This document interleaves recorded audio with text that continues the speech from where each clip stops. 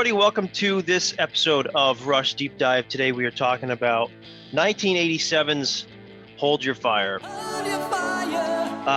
So first things first, as we usually do, I read from Art of Rush. This is volume 2, and let's do it. So the album cover for Hold Your Fire is a standout in more ways than one. When Rush released its 12th studio album on September 8th, 1987, it looked as if someone had lit a flare in the R section of the record store racks.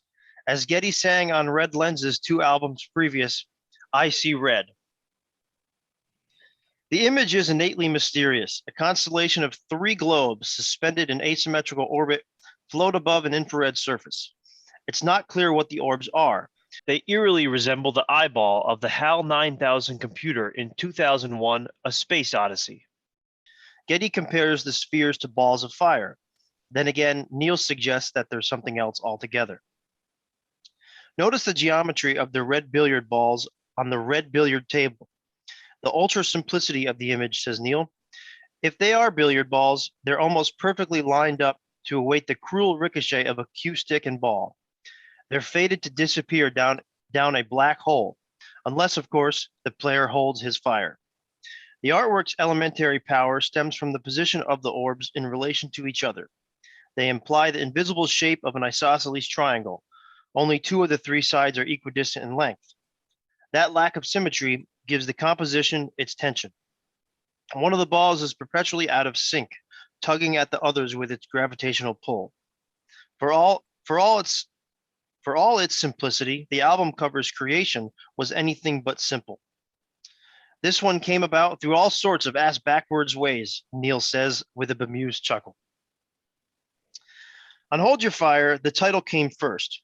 Then I wrote a song to fit it, Neil says. The title also inspired the central image of the planned cover, a gleeful juggler tossing 3 balls of fire, holding his fire, as it were, like a modern-day Prometheus. Behind him, a deserted New York City street suggests an unearthly hour of night, its lonely lights and secluded shadows evoking the ambience of Edward Hopper's painting, The Nighthawks. Rush fans will also notice several allusions to the band's past. During a recent meeting with Hugh in Los Angeles, Neil marveled at the tiny details in the picture, such as how the clock above the diner is set to 2112 in military time. Neil says, notice the time on the clock, 9:12, same thing we did on Clockwork Angels. Hugh says, that was not planned. Neil says, oh yeah, it was. Totally something you'd think of. Hugh says, I forget.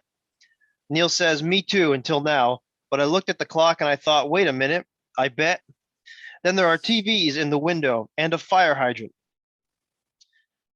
That's also the Tai Shan restaurant. Hugh says, we had it translated into Chinese for the neon sign using bent wires and fluorescent paint. Neither Hugh nor Neil can recall the significance of the number 15 on the wall of the brownstone, although it likely alludes to the fact that Hold Your Fire was Rush's 15th album if one adds up all the studio albums, the 2 live albums released at that point, plus the Archives box set. Also note that the number 15 is easily divided by 3. So let's first briefly discuss the actual album cover, as some like to call the Red Album.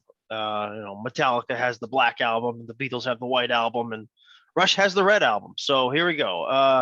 I always kind of thought that until reading from Art of Rush, I always thought that these 3,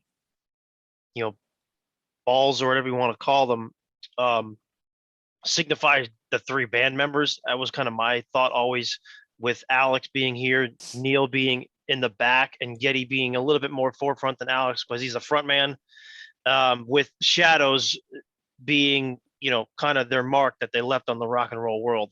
That's kind of assuming you're looking at it from the top. That was my interpretation of it always. But I don't know. What do you guys think?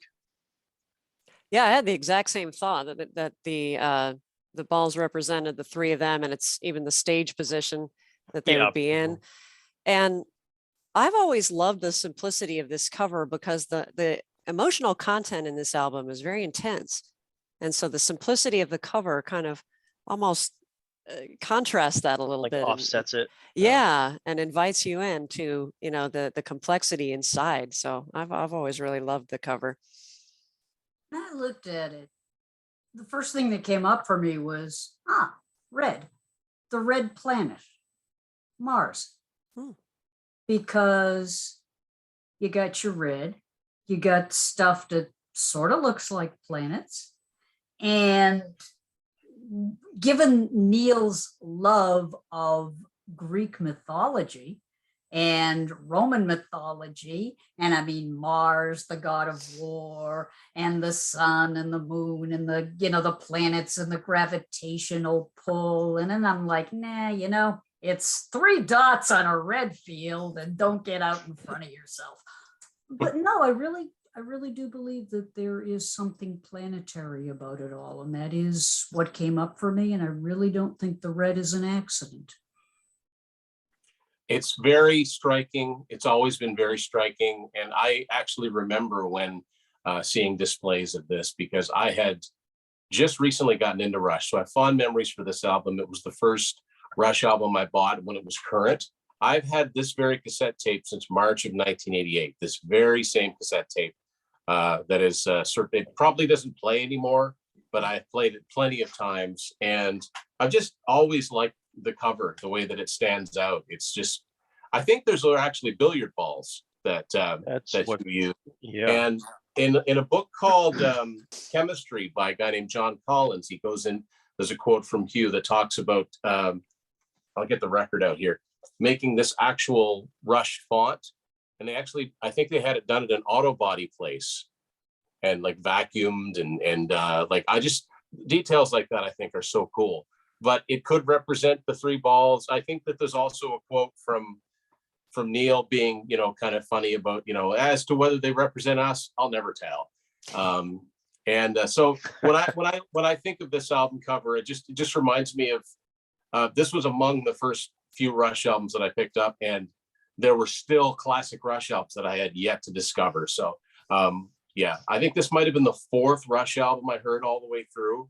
I think it was Grace Under Pressure, Signals, Permanent Waves, and this. And so I have the fondest of memories for this album. And if I can circle back to what you just said, this also was an album where, by their own admission, they took a lot of chances. And some of them worked, and some of them didn't work. And this is them talking, not us. I mean, we can sit here and say, oh, no, it was all brilliant. But they don't think it was all brilliant. They think some of it was just like, ew. Okay. And I'm really wondering if some of this was just like, we tried to do something different with the album cover, and some people will interpret it and some people won't. And sometimes when they say, no, we don't know what it really stood for, they may be telling the truth. Good point. Thoughts on this? I love this. I love this. Yeah. I personally wish to be the front, wasn't it? It was supposed to be the front. Yes, Yeah, yes. I personally wish that it kind of was, because this is amazing. Yeah, to Vicky's point, the simplicity of the actual album cover does kind of offset that, which is cool album cover, but this is just beautiful piece of work. I mean, you got something, the Power Windows that doesn't lend TVs and the itself- dog, or the hydrant from Signals. Go ahead, Tim. No, sorry, Ryan. The trouble is that it's such a cool image, but it doesn't really lend itself to a square. You know what I mean? You don't want to lose anything on either side. That's And it doesn't really true. work. It wouldn't have really worked as a gatefold either, because you'd split the guy in half. Split the guy in half. Maybe it's just as well that we had it to enjoy. That's for a good people who point. actually bought the record, not just saw it in stores. Well, I love how the guy is juggling the fire, and the album is called Hold Your Fire, but he's actually moving. He's literally it holding a and- fire. Yeah. Yeah. All right. So They from made these kinds of puns before. I mean, with moving totally. pictures. And Oh, they're yeah. like, they right. love this kind of stuff. Power windows. Power windows. Yes, We'll get to that. From Martin Popoff's Limelight here, real quick. The band maintains a brave defense of this period. Hold Your Fire was a good record, affirms Alex. We were sort of coming to the end of our foray into the world of keyboards. Power Windows was so layered with keyboards, and Hold Your Fire was a bit of a relief, and we kind of pulled back a bit on the use of keyboards. But I think before we talk about the songs, I wanted to just briefly touch on the theme of this album, which to me, really quick touch on this, but because we can touch on this as we talk about our songs. But to me, the theme is all about like human instinct. That's you get a lot of instinctive, storytelling in some of these songs, and I think it's brilliant. Agreed. All right, well, let's do it, Vicky. Second Nature.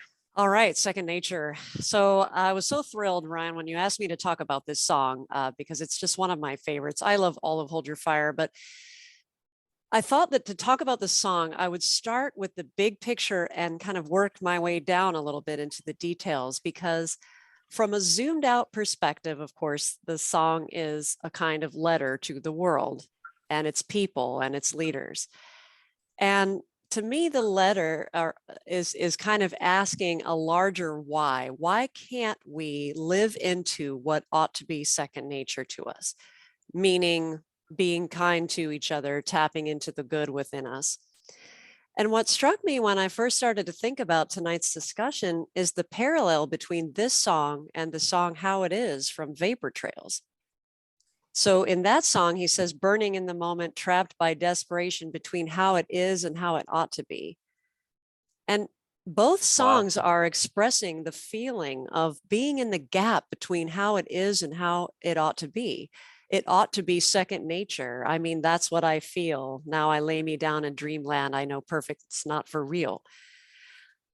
So there was a strong parallel to me between those two songs, but in my own heart, I guess, Second Nature seems a bit more uplifting, and probably because it did not have the backdrop of Neil's tragedies, and musically it's also very soaring.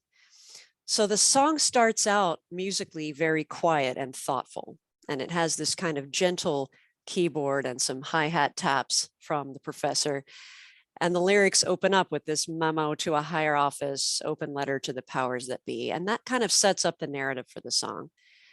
But then Neil starts to ask questions, and he's almost pleading for us to act on our better nature. So let's talk about this sensibly. We're not insensitive. And in the pre-chorus, I know you're different. You know, I'm the same. The music starts to pick up in intensity. And it's got Alex's arpeggiated chords. And Neil is then asking us to share in the responsibility of trying to reach our better nature, our second nature, by saying, no one is blameless, but we're all without shame. So he's kind of asking us to share that. And Geddy is delivering that message in a very powerful way. And as the song goes on, he keeps highlighting more examples about this gap between what is and what ought to be. So folks are basically decent, conventional wisdom would say, but we read about the exceptions in the paper every day. The next chorus for me is where the goosebumps really start to kick in. So there's these big sweeping chords from Alex and big drums. And as the music sweeps up, a compromise is struck. I thought we might get closer, but I'm ready to make a deal. So that compromise is happening there. And then, of course, the middle section with the strings and then an absolutely earth-shattering final chorus, which almost sounds like Geddy is pleading to the world and saying, why can't it be second nature? Why can't we stop blaming and be more human to each other? And at the end, the song gets quiet again, like there's an acceptance. And Geddy says, I thought we might get closer. But it's almost like he's saying, but I'll accept things as they are. So even though the song has somewhat of a difficult message, the construction of the music and the emotion of it uplifts me every time I hear it. And in today's world, I think the message is more important than ever. So I will pause there for comments. You made a connection to How It Is, and I didn't even think of that. That's brilliant. What I thought of was that second nature is more of a more mature version of a Farewell to Kings from a lyrical perspective, because like in a Farewell to Kings and some of Neil's viewpoints early on, they were often opposed to compromise, right? Like it was just do it their way, right? And Second Nature kind of shows that they've accepted that one side will never completely win and that they're ready to make a deal.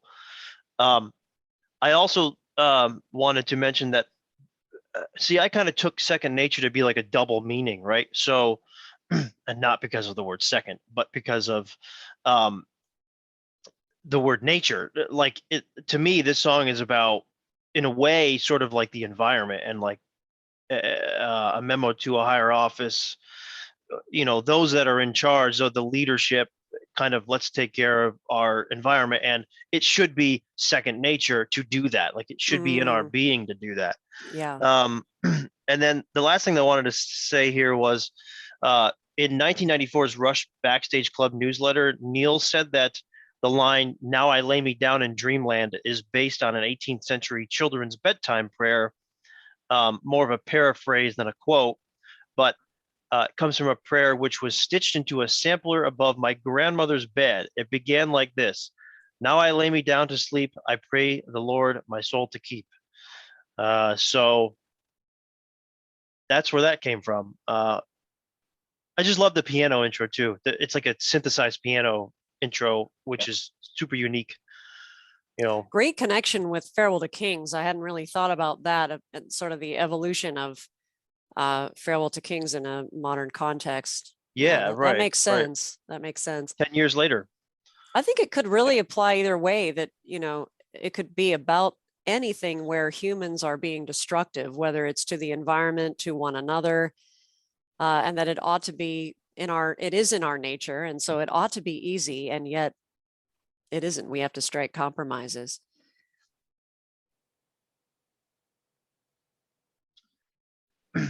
Tim, Donna? Just listening. I love this Just stuff. listening. I just spend my life loving this stuff. Uh-oh, Tim's frozen. Tim's frozen in the moment. It's This yeah. is a change. Now he's back. Uh-oh, Tim's frozen. It's Oh, second. okay. It's Second, No, There he is. second There nature he up there, and it's second nature up there in Canada for you to Yeah, freeze exactly. all the time. I wasn't sure if you guys, because to me, you guys were frozen, so I just didn't say okay. Oh, there's a great quote from Neil talking about this song and talking about the compromise, and he talks about the politician who refuses to close down, as he calls it, the stinking factory in his area that's polluting the environment. He just want to close it down because hundreds of people will lose their job. So mhm. Yep. it's really tough. It's these, we've worked ourselves into these situations where we've created jobs that also damage the environment. And he's also said, he loves being out in nature, riding his bike and rowing a boat in front of his house. And when he had this house in Quebec, and he talked about, we want our homes to be a second nature. So, treat the environment the way that you would treat your own home, I guess. Yeah. Right. And it's gorgeous. It's a gorgeous song. Like, I mean, it's, It really is. You might not, do we want to call a Rush song pretty? But musically, it's just I'm brilliant. okay with that. Musically, it's absolutely brilliant. It comes in with There's a lot of songs like that underneath of it. on this record. Ty Shan and High Water come to mind. Pretty. Yeah. Absolutely. But lyrics that I love are: "Too many rapids keep us sweeping along. Too many captains keep on steering us wrong. It's hard to take the heat. It's hard to lay blame. To fight the fire while we're feeding the flames," which is basically to Tim's point. Yeah. So fantastic tune. Overall, fantastic tune. Really, really underrated. Never played live either, which was a shame. But I would love to hear that live. Can you imagine that big sweeping string section live and just? It's with an orchestra. Probably something with an orchestra. It's probably something that they maybe couldn't have pulled off live. Maybe it would have been too complicated. I don't know. But yeah, quite complex for sure. Yeah. Anything else anyone wants to add to Second Nature?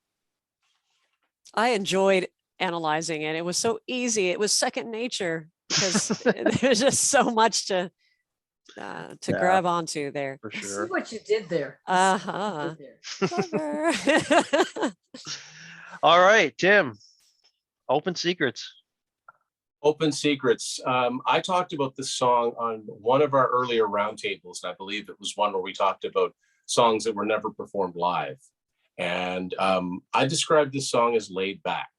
I would call this a laid back Rush song, and that's a good thing. I've really always enjoyed this song. To me, this has a late night feel to it. I don't know why, like drifting off to sleep. You're listening to the album, and not that it puts me to sleep. That's not what I mean, but I just mean it's got that kind of an easygoing feel to it. Lyrically, it's this album is getting, at least it sounds like it's getting very personal. The lyrics that Neil is writing, he might not be writing about himself, but he's speaking more directly to people through Getty. And it's about communication, and it's about I think, two people having a conversation, and one's not really paying attention to the other. Now, it could be a marriage, it could be friends, it could be a boss and a coworker, any sort of relation.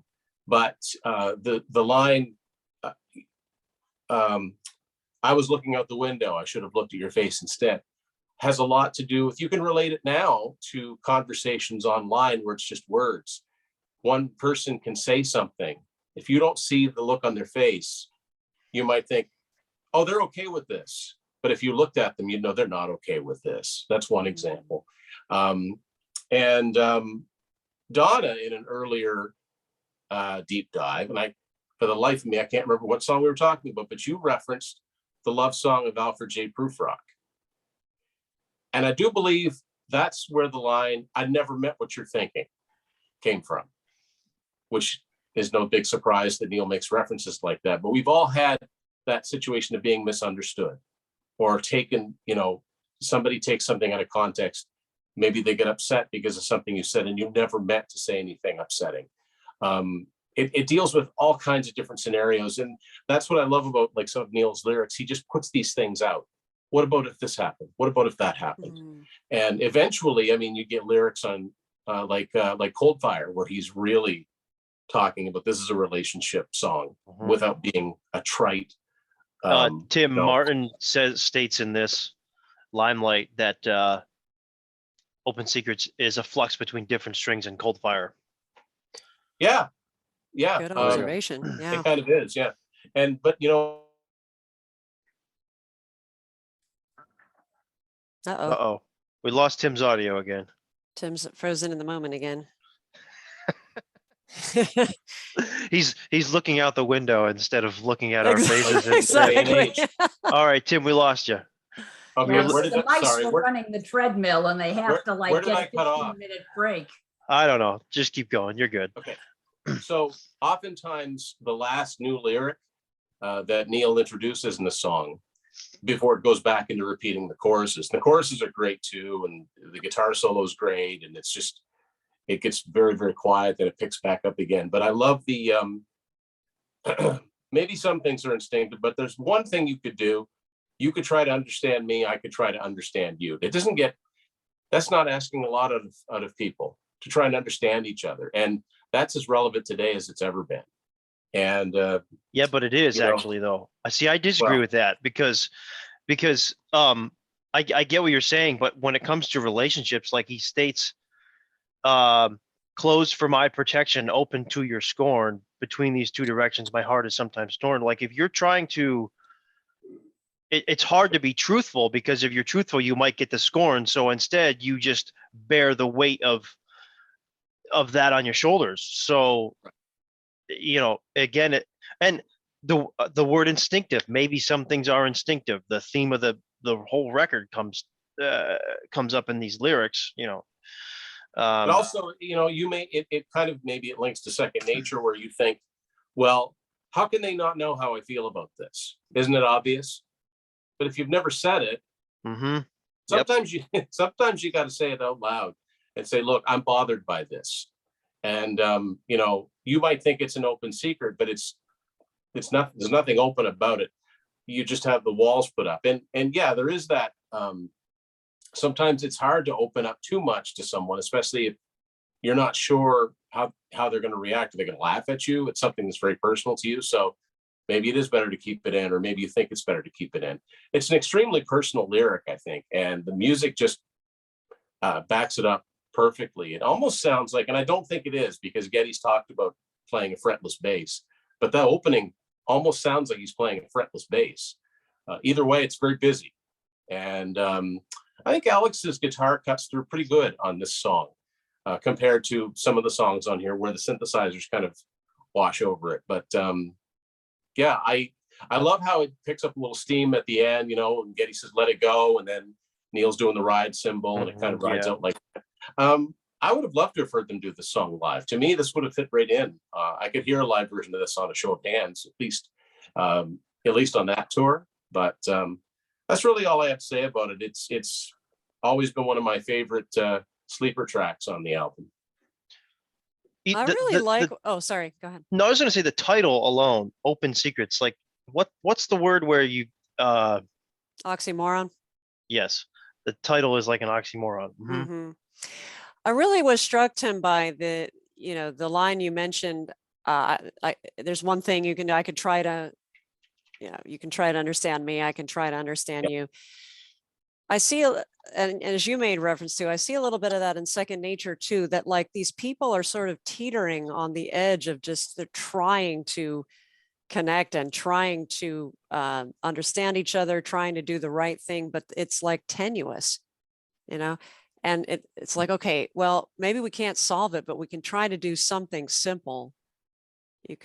I can try to understand you. You can try to understand me. I'm willing to make a deal, yeah. But it's nothing. It's not like this overwhelming, oh, we're going to solve this and we're going to connect. And it sort of feels fragile in both songs. Yeah. Well, that's the feeling I'm getting. Neil provides a solution to the problem with that ending part, as we always talk about, Yeah.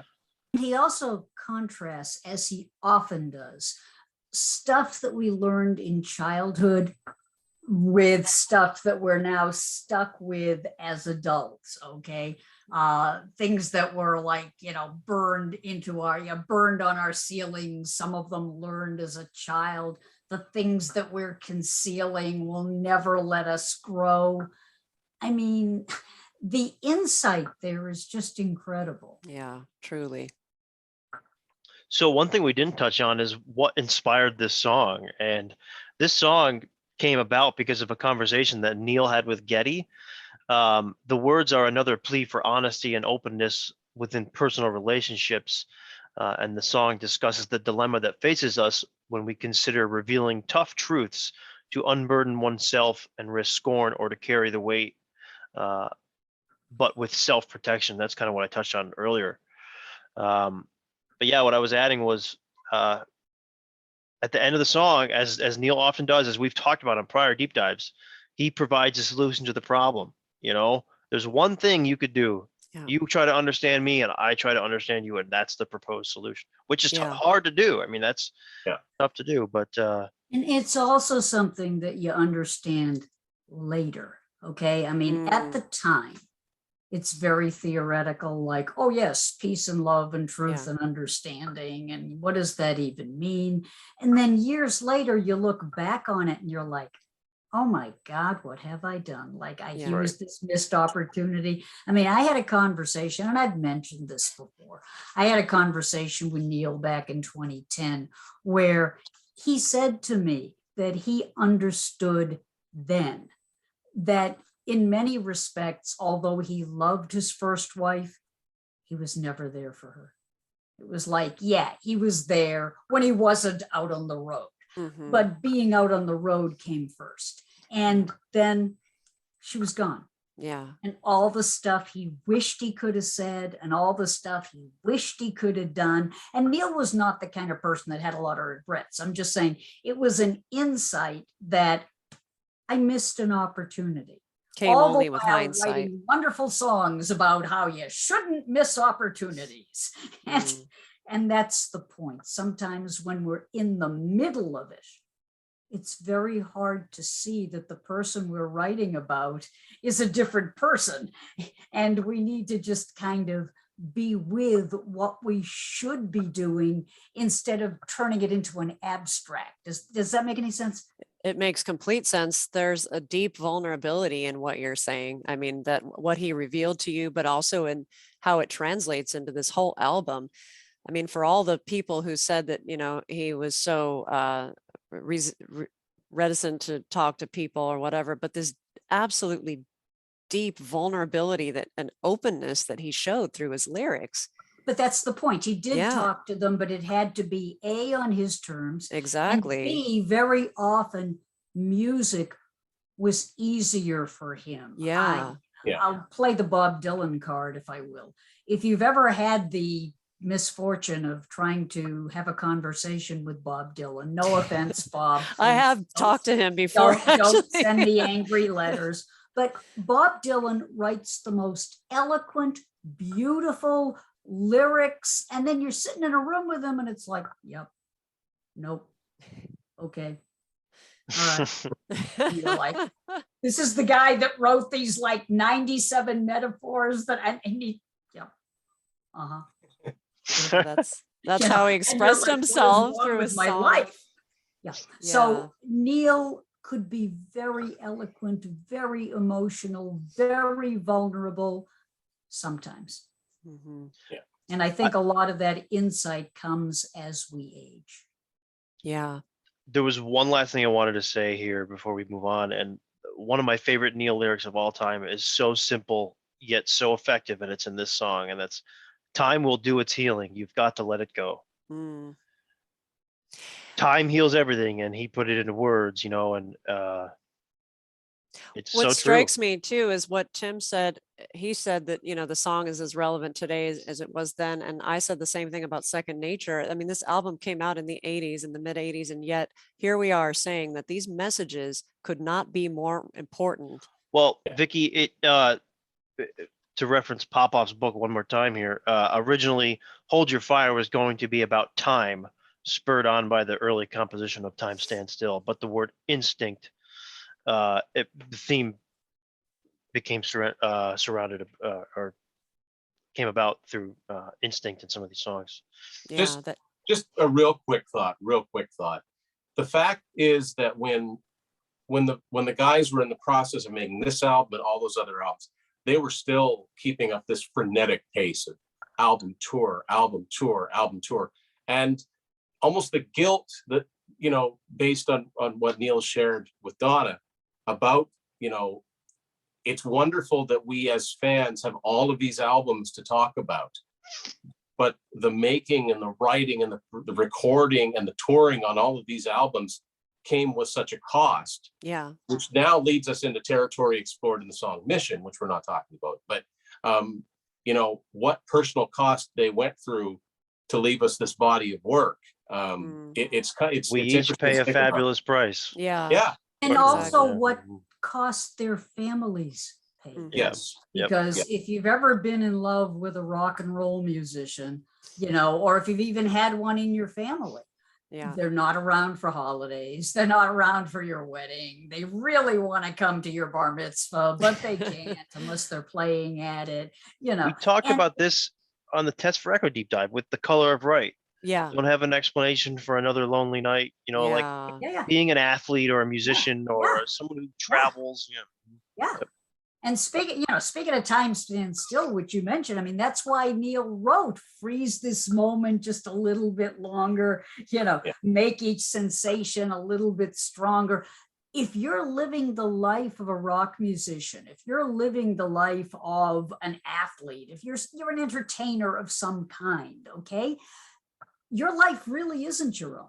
It's like, yeah, you're doing the thing you love, but you're expected to be out there 24/7. People have all of these expectations, and your family somehow has to just deal with it. Politicians' kids, preachers' kids, okay? And on the one hand, you're very happy that your family member is doing the thing he or she loves, but talk about that cost.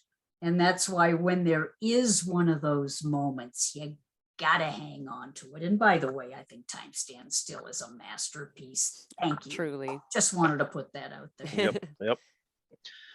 All right, well, Donna, let's turn the page and talk about Turn the Page.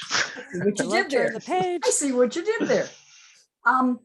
Speaking of turn the page, it was a year ago that Alto Reed passed, which has Yes. nothing to do with this turn the page, but it was always one of my favorite songs about the life of a rock musician, Bob Seger's song, Turn the Page, with that amazingly haunting sax solo by the late great Alto Reed, who lost his battle with cancer a year ago this month. So whenever I think of rock musicians and that whole lifestyle of, just being out there and never having a life of your own and your family just waiting for you, that song always comes up for me.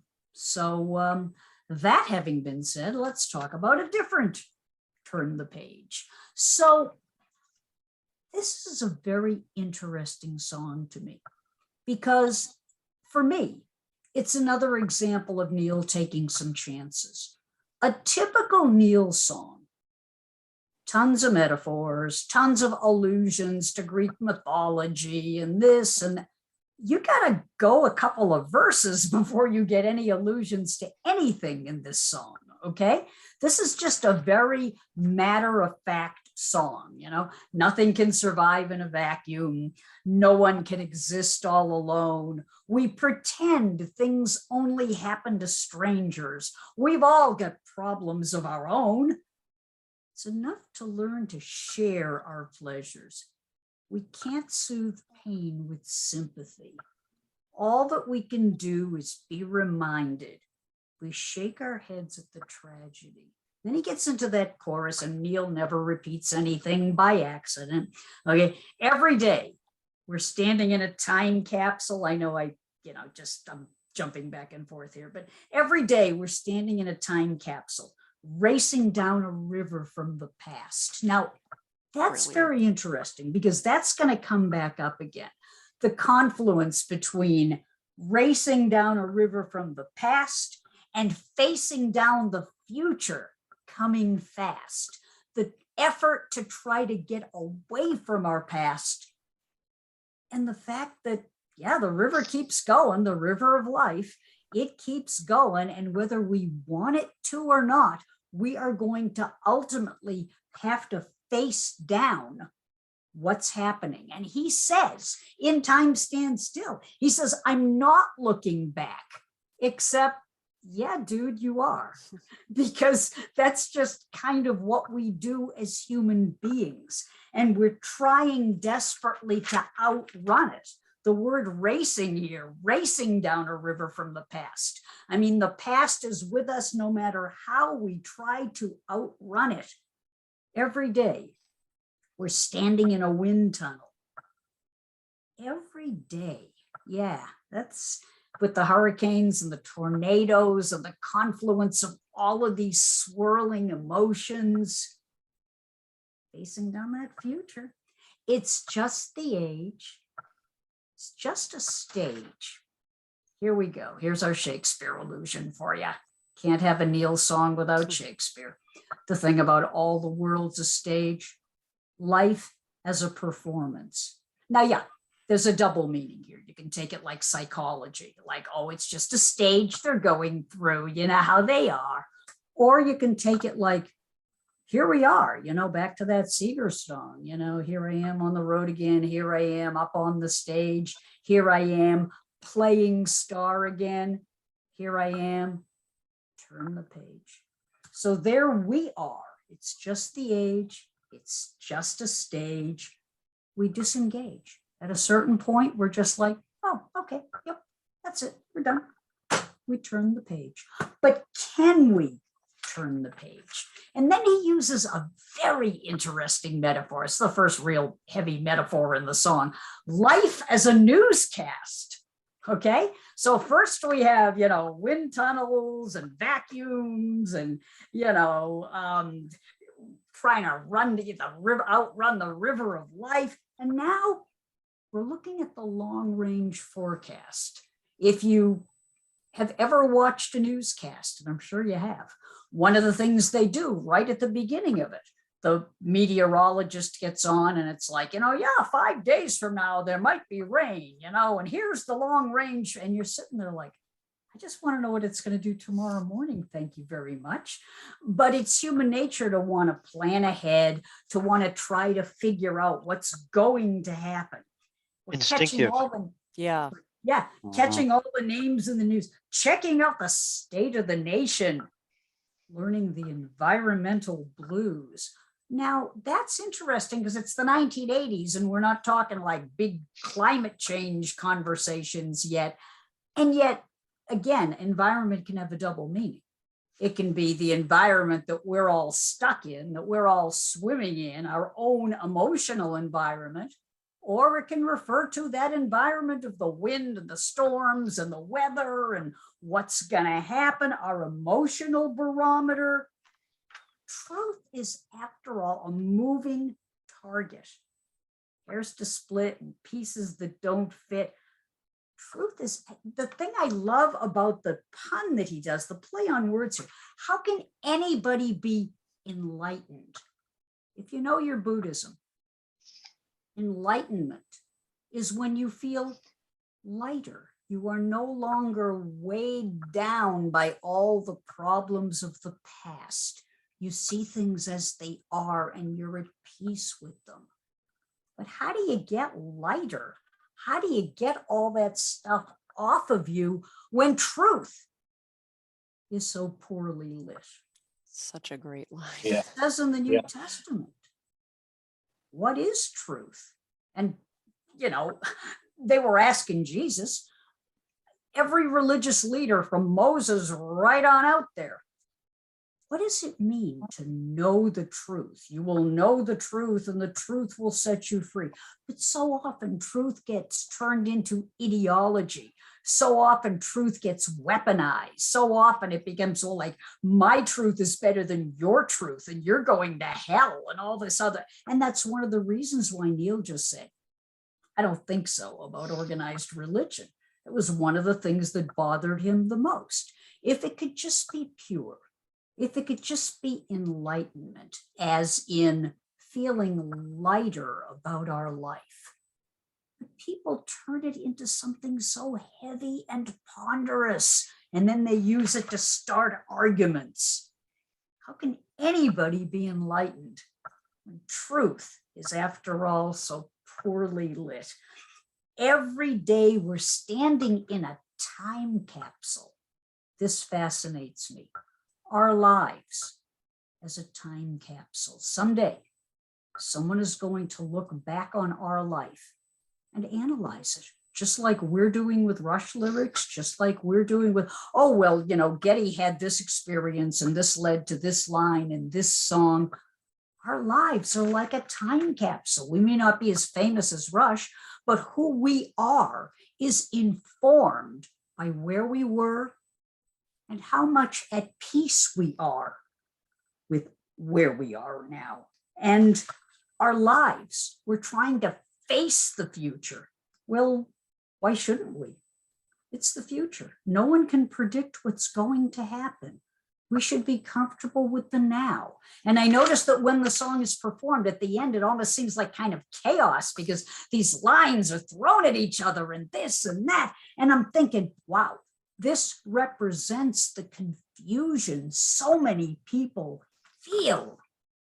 But in the end, it's just a stage. We're just performers. Don't turn it into something heavier than it needs to be. And when the time comes and there is no answer that is obvious to you, step back, turn the page. I think it's a brilliant song. I think it has great insights and great understanding. And yet even Neil himself admitted, living up to it is so hard to do.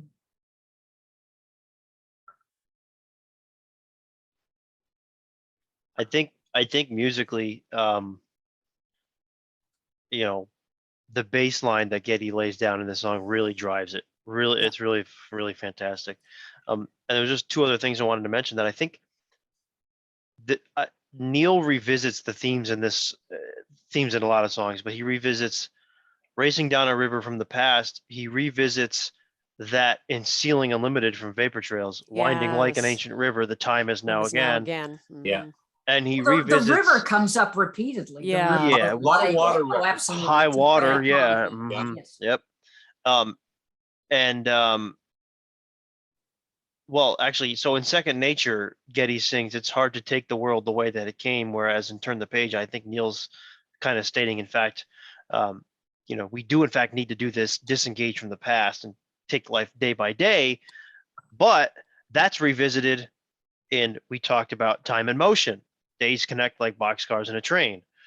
Yeah. So I think And in this the type, end, you can't outrun the past. You yes, can right. try to outrun it, but Yep. it will follow you. So you might as well learn to be at peace with it. And Kind of reminds me a bit of Cut to the Chase as well, young enough not to care too much about the Mhm. way things used to be, Yep. that whole section. Yep. I love how Neil plays with time. It seems to flow like that river, I mean, Einstein says time is fluid, it's relative, it's not static. And I Yep. feel like Neil just so brilliantly plays with it. And I love how he can write about things that are absolutely timeless. Yeah. The human condition, things that don't really change. And yet he always seems to put a new spin on something that people have been talking about for hundreds of years, kind of to Donna's point, yeah. about Shakespeare and all of these references of mythology. He's talking about a lot of the same aspects of humanity, and yet he's putting such a different insight into it. And From a it's musical amazing. point of view, Getty has said different times that the bass line, singing and playing that bass line, are one of the toughest because one has nothing to do with the other. I also love after the solo, how it's just the synth and Getty singing, and then the band comes back in. I think that's a cool. Yeah. And And I've that's also heard Getty say many times, referred to Rush's albums as time capsules. Mm, And he said, I guess we've got a lot of time capsules laying around. yeah. I also love that synth part right before the chorus. It's kind of that dissonant da, da, da, Yeah. da, da, and it's like this off note, and it is so cool. That was the first thing that struck me. And Tim, to your point, I don't know how Getty does that. I mean, as you know, I sing his parts in a Rush tribute band, and that's about all I do is sing. I play a little bit of guitar in the background sometimes, but Those bass I'm like, chords. how? Like, that's really Just how? It already feels like if to get the emotional content of Neil's lyrics, you really have to put everything into that. And Getty's talked about that a lot. And then he adds bass and synth on top of that, and bass Well, pedals, and it's you know how Getty's been quoted stating about Neil, he says he's such a fucking monster musician. but Actually, Getty, that's Getty that is the fucking monster musician. yeah. Because of all the things he does. Yeah, it's it's crazy. unbelievable. Mhm. Yeah. All right. Especially at this period. Yeah. Time. Yeah. Definitely. Yeah, I cannot for the life of me understand why this album didn't get more love. I don't It understand. only got to that. like number 13 on Yeah. the charts. Yep, I'm just like, went gold. Yep. Every by the way, song Time has- Stand Still should have been top 10. Okay, thank you. Just Yeah. want to put Yeah, that. that should have been a top four. There's no reason Anything that with couldn't have been Aimee a top Mann six. on it, I'm all about it. Yeah. Yes. Yeah. All right. So the last one we're going to talk about is Lock and Key. And I think thematically, this song, everything you need to know about the song is in the first two lines. I don't want to face the killer instinct, face it in you or me.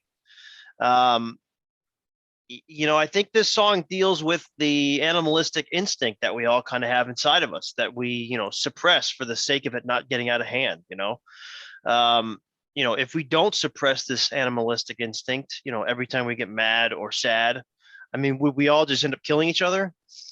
Possibly. It's like, when you're young and your mother says, I brought you into this world and I can take you out of it. Or, I think an old coworker, or I heard this somewhere. He said, if murder was legal, I would shoot them, or something like that. Or, you get angry at your spouse and you say, oh, I'm going to kill you, but Mhm. you don't mean it. Right. But it's just, it's things we kind of just say phrases all the time that we don't really mean, but it's this animalistic instinct in us. And I think this song kind of serves as a reminder that these instincts are there, and we as a society, kind of just need to keep an eye out for them.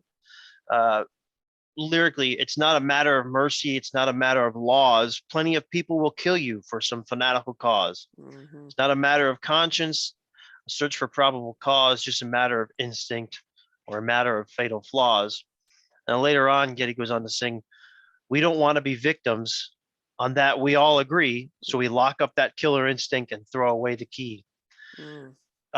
It's just, it's using, again, metaphorically, using lock and key, locking up that, suppressing that killer instinct that we all have inside of us, and throwing away the key so that, we don't take it out on each other. And it's to go back to second nature. It's like folks are basically decent. Mhm. Most people keep it under lock and key. There's a few that don't. Yeah. Right. So musically, Getty plays his 5-string wall bass with a lower B string. In the music video and live, he does not play that. He plays a 4-string, also a wall bass. But on the topic of the music video, let's talk about the music video, because it's a very well. First of all, it has a and live too, the video from a movie called The Last Mile. But the music video, Getty is, now I know they're in the entertainment business, but Getty is like an actor in this music video. He like the straight face that he has the whole time. He plays off the theme of the song very well, and it really adds to the environment or the atmosphere of the song. He's all serious and angry, like he's got this killer instinct vibe going on, but suppressing it, keeping it under lock and key. I think it's so incredibly badass when Getty sings, no reward for resistance, no assistance, no applause. Another fantastic Neil lyric, but Getty just nails it. It looks so cool in the music video. But according to Getty, the music was written simultaneously with the lyrics, and they fit together like a glove without any forethought. So it sounds like this was one of the easiest songs to write on this record. And I can't wrap up Lock and Key without talking about another fantastic Alex Lifeson solo. Oh, gosh, yes. I think the best on this album. Amazing. It's hard to quantify what the best is in music, but I think this is just a fantastic solo. As we always talk about, Alex had to pick his spots in these synth era albums that we're going to be talking in the upcoming months, and he really picks his spot here and just lays down one of his best solos. And Neil does an insane fill. Yep. And the song's almost completely faded out. I wish it was when it's like dun da da da da da da da. Yes. Like it's insane. And it's the song, you got to turn it way, way up to hear it. And I wish they'd have played it out. And I've got nothing against fade outs. I know our friends on the Rushcast, I think Jerry is. Yeah, I think it's one of them Steve. I think Steve is the one that hates fade outs. I have nothing against fade outs, but I really wish they'd have faded that one out a little bit longer so we could have heard the rest of that fill. Same with Mission. It's like the guitar solo at the end is just starting to soar, and then they fade it out. I agree. I wish they'd have ended that the way they ended it on Show of Hands. That's my favorite song of all time ever in the universe. If fade outs make sense, then fine. But getting back to the lyrics, though, my wife and I were watching a documentary on the Unabomber, and when it talked about some of the bombs he made, and they used the word primitive, and that the first thing that popped into my head was ticking like a time bomb with a primitive design. Yeah. And again, there's someone who couldn't keep, somebody like that could not keep that instinct in check. Well, that was my question about what you were saying, Ryan, is, we lock up this instinct and throw away the key. But the song always made me wonder, or the lyric always made me wonder, can we really throw it away? I mean, if you think about somebody who's really a decent person, but if they face enough abuse or, trauma, they might, that instinct might come out whether they want it to or not. Again, it's your environment that you're brought up in, becomes instinctive based on how you're raised. I think, Oh, it keeps reminding me of Brought Up to Believe. Oh, yeah. yeah, Mhm. I was also thinking animate when it Mm, talks about the primitive nature. yeah. Go on yeah. about this for the next 10 years. Oh, yeah, yeah. Not We going. really could. For a little bit of closing thoughts here. So, I'm really loving the Hold Your Fire chapter of Martin Popoff's Limelight here, and I think we got to wrap up with this because a lot of fans don't enjoy this album. They kind of write this album off. I don't know if it's just a matter of they're sick of the synth era, or it's got this goofy song Tai Shan, or I don't know, but a lot of folks write this album off. Don't understand. But so do we deem Hold Your Fire a success? For the rest of all Rush time, there will be a debate about this period's overt 80s-ness that will never change. But indeed, the band defends it, and its songs have lived on from the record in live fan fondness consciousness. Wow, that's a tongue twister. And then also here, this is a quote from Neil. Hold Your Fire was another that's not hugely popular, but people that love it really love it. And I count myself among them. I love that record. It still sounds so great, and there's so much passion in that record too. But it's strange, and I can understand why people don't like it, like with Grace Under Pressure. I totally understand why it's not for everyone. Hold Your Fire 2 is not for everyone. Power Windows was, I think, much more open. Yeah, extroverts. That's probably the difference. Where Hold Your Fire is a bit introverted, even sonically, for some reason. Although we worked with the same co-producer and the same people and all that, there was a difference in the character of those, interestingly.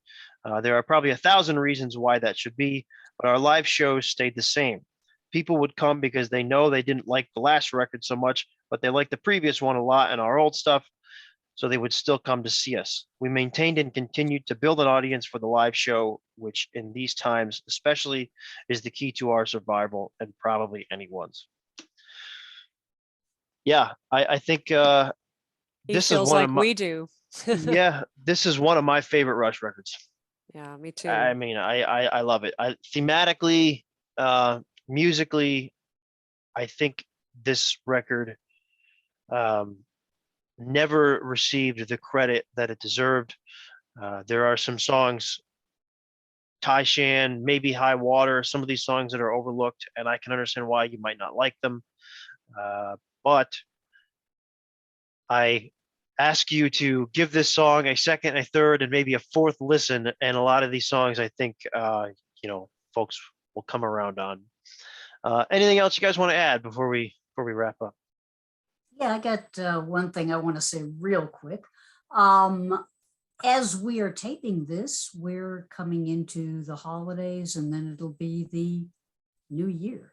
Yep. And I wanted to just thank everyone who have been with us, who have listened, who have commented, who have made suggestions, who have trashed us, who have done, whatever they did, but who have joined us in this journey to honor the band that changed all of our lives. So I don't want to speak for everyone here, but I think I will. Thank you.